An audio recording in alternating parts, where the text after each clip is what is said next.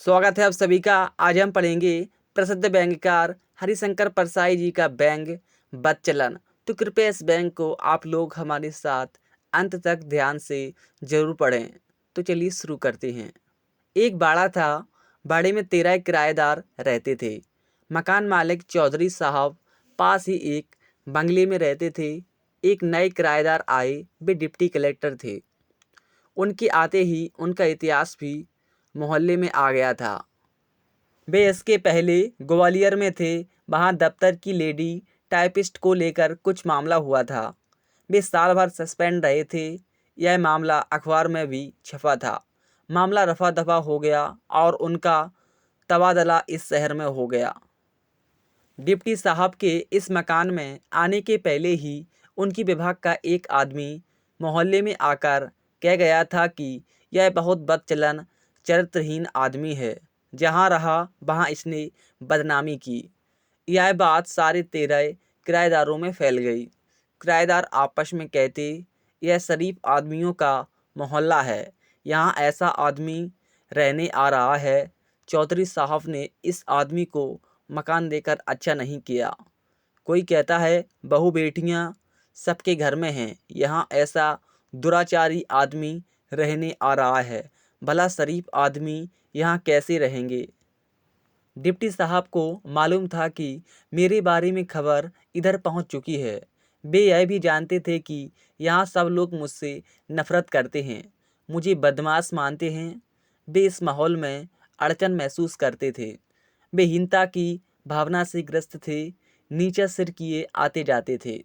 किसी से उनकी दुआ सलाम नहीं हुई थी। इधर मोहल्ले के लोग आपस में कहते थे, शरीफों के मोहल्ले में यह बदचलन आवसा है। डिप्टी साहब का सिर्फ मुझसे बोलचाल का संबंध स्थापित हो गया था। मेरा परिवार नहीं था, मैं अकेला रहता था। डिप्टी साहब कभी कभी मेरे पास आकर बैठ जाते। वे अकेले रहते थे, परिवार नहीं लाए थे। एक दिन उन्होंने मुझसे कहा, ये जो मिस्टर दास हैं, ये रेलवे के दूसरे पुल के पास एक औरत के पास जाते हैं। बहुत बदचलन औरत है वह।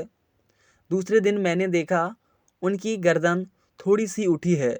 मोहल्ले के लोग आपस में कहते थे, शरीफों के मोहल्ले में यह बदचलन जाने कहाँ से आ गया। 2-3 दिन बाद डिप्टी साहब ने मुझसे कहा, ये जो मिसेस चोपड़ा हैं, इनका इतिहास आपको मालूम है? जानते हैं इनकी शादी कैसे हुई? 3 आदमी इनके फंसे थे। इनका पेट फूल गया, बाकी 2 शादीशुदा थे। चोपड़ा को इनसे शादी करनी पड़ी। दूसरे दिन डिप्टी साहब का सिर थोड़ा और ऊंचा हो गया। हालांकि मोहल्ले वाले अभी भी कह रहे थे, शरीफों के मोहल्ले में कैसा बदचलन आदमी आ बसा है। 3-4 दिन बाद फिर डिप्टी साहब ने कहा, श्रीवास्तव साहब की लड़की बहुत बिगड़ गई है। ग्रीन होटल में पकड़ी गई थी एक आदमी के साथ। डिप्टी साहब का सिर और ऊंचा हुआ। मोहल्ले वाले अभी भी कह रहे थे, शरीफों की मोहल्ले में देखो यह कहाँ का बदचलन आ गया है। 3-4 दिन बाद डिप्टी साहब ने कहा, ये जो पांडे साहब हैं, अपने बड़े भाई की बीवी से फंसे हैं। सिविल लाइंस में रहता है इनका बड़ा भाई। उन दिन डिप्टी साहब का सिर और ऊंचा हो गया था। मोहल्ले के लोग अभी भी कहते थे, शरीफों के मोहल्ले में यह बदचलन कहाँ से आ गया। डिप्टी साहब ने मोहल्ले में लगभग हर एक के बारे में कुछ पता लगा लिया था। मैं नहीं कह सकता कि यह सब सच था या उनका गढ़ा हुआ। आदमी वे उस्ताद थे, ऊंचे कलाकार। हर बार जब वे किसी की बदचलनी की खबर देते, उनका सिर और ऊंचा हो जाता। अब डिप्टी साहब का सिर पूरा तन गया था। चाल में अकड़ आ गई थी। लोगों से दुआ सलाम आने लगी थी। कुछ बात भी कर लेते थे। एक दिन मैंने कहा, बीवी बच्चों को ले आइए ना, अकेले तो तकलीफ होती होगी। डिप्टी साहब ने कहा, अरे साहब, शरीफों के मोहल्ले में मकान मिले तभी तो लाऊंगा बीवी बच्चों को।